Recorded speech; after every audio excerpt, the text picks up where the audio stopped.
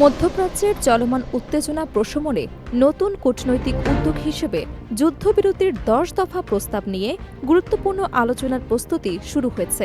এই আলোচনায় অংশ নিতে পাকিস্তানের রাজধানী ইসলামাবাদে পৌঁছেছেন ইরানের উচ্চ পর্যায়ের প্রতিনিধিরা। ইরানের পার্লামেন্টের স্পিকার মোহাম্মদ বাঘের গালিবাফের নেতৃত্বে প্রতিনিধি দলটি শুক্রবার ইসলামাবাদে পৌঁছায়। তার সঙ্গে রয়েছে ইরানের পররাষ্ট্রমন্ত্রী আব্বাস আরাকচি এবং আরও কয়েকজন জ্যেষ্ঠ কর্মকর্তা। জানা গেছে, ইরানের প্রস্তাবিত ১০ দফা যুদ্ধবিরতি পরিকল্পনাকে কেন্দ্র করে এই আলোচনা অনুষ্ঠিত হবে। এই উদ্যোগকে ঘিরে পাকিস্তানে জোরদার করা হয়েছে নিরাপত্তা ব্যবস্থা। রাজধানী ইসলামাবাদ সহ গুরুত্বপূর্ণ স্থাপনাগুলোতে বাড়ানো হয়েছে নিরাপত্তার নজরদারি। কূটনৈতিক এই বৈঠককে কেন্দ্র করে গোটা দেশে সতর্ক অবস্থানে রয়েছে আইনশৃঙ্খলা বাহিনী। যদিও এখনও আনুষ্ঠানিকভাবে জানানো হয়নি ঠিক কখন এই গুরুত্বপূর্ণ আলোচনা শুরু হবে, তবে সংশ্লিষ্ট পক্ষগুলো দ্রুত বৈঠকে বসবে বলে ধারণা করা হচ্ছে।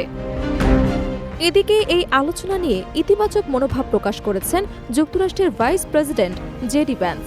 তিনি আশা প্রকাশ করে বলেছেন, ইরান যদি আন্তরিকভাবে আলোচনায় অংশ নেয় তাহলে একটি গঠনমূলক ফলাফল আসতে পারে।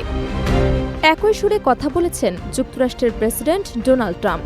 তিনি জানিয়েছেন, ইরান যদি সদিচ্ছা নিয়ে এগিয়ে আসে তবে যুক্তরাষ্ট্র খোলা মনে আলোচনায় অংশ নিতে প্রস্তুত। অন্যদিকে মধ্যপ্রাচ্যের আরেকটি গুরুত্বপূর্ণ ফ্রন্ট লেবানন ইস্যুতে ভিন্ন অবস্থান নিয়েছে ইসরায়েল।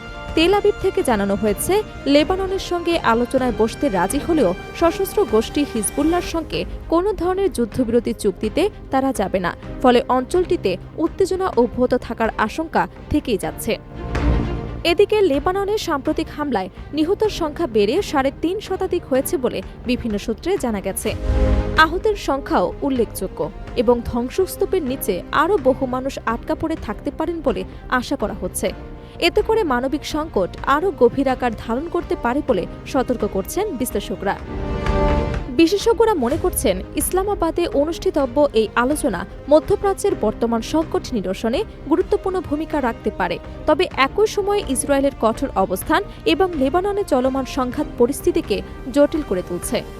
সব মিলিয়ে যুক্তরাষ্ট্র ও ইরানের মধ্যে সম্ভাব্য সমঝোতা এবং যুদ্ধবিরতি চুক্তি বাস্তবায়নের উপরই এখন অনেকাংশে নির্ভর করছে মধ্যপ্রাচ্যের ভবিষ্যৎ পরিস্থিতি। আন্তর্জাতিক মহল এই আলোচনার দিকে গভীর নজর রাখছে এবং ইতিবাচক ফলাফলের প্রত্যাশা করছে।